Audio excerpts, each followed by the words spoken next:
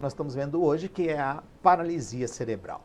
Então, vocês observam aqui, nós estamos vendo pacientes com paralisia cerebral em diferentes estágios e complicações, né, e comprometimento motores, né? Alguns com marcha, com auxílio aqui no caso, conforme a gente está vendo aqui, na marcha, aqui outros com necessidade e limitação à sua cadeira de rodas, enfim, aqui um bebê recém-nascido, aqui um sistema onde o pai coloca, né, e a criança vai de forma passiva aqui, mas na verdade a criança não tem a capacidade de deambulação aqui. Enfim, nós vemos aqui, parece ter também algum comprometimento, né, no desenvolvimento intelectual. Enfim, é uma afecção que tem um quadro bastante colorido e diversificado, quando eu digo isso. Muito bem. Vamos começar então falando sobre o conceito sobre paralisia cerebral. Muitos têm tentado definir com relação ao traçar conceitos, mas esse conceito aqui é interessante, esse conceito de Bax, já de 1964, que ele fala que a paralisia cerebral é onde a gente observa alterações do movimento e da postura devido a um defeito ou lesão, né, no cérebro imaturo.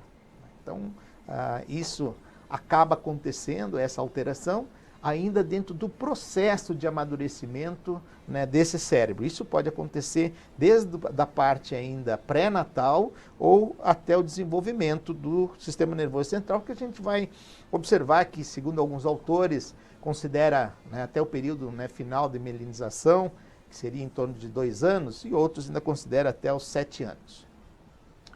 Ainda quanto a essas considerações iniciais, nós chamamos a atenção que todo movimento, ele começa de uma postura, e ele começa com uma postura, e ele no final desse movimento, ele também termina com uma postura, né? E as crianças, a gente observa aqui alguns dados aqui como considerações, nós vemos que ela comete a paralisia cerebral mais indivíduos do sexo masculinos, né, do que indivíduos do sexo feminino. Aqui nesse, pelo menos nesse levantamento, de 57% para 43%. Né?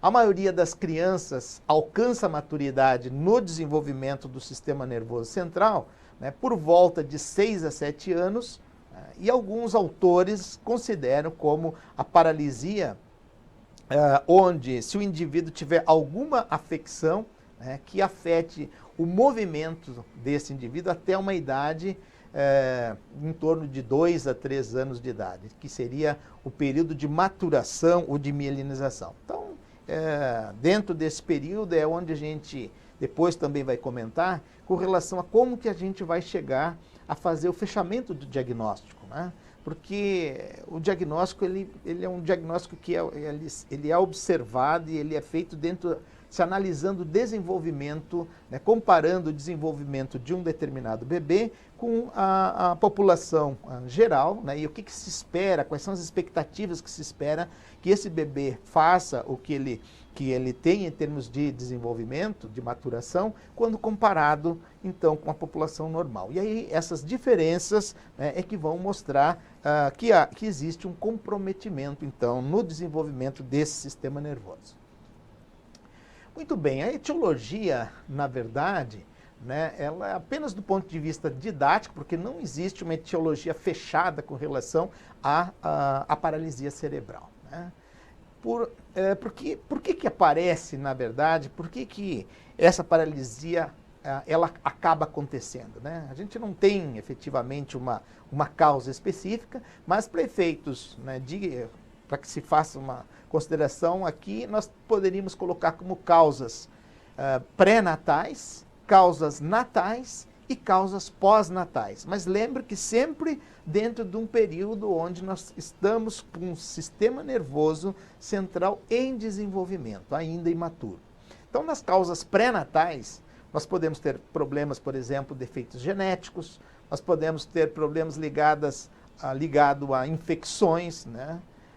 Lembro também aqui, é importante No caso das mães, né, que são usuárias de drogas, então durante o período, né, gestacional, isto também pode ser um elemento que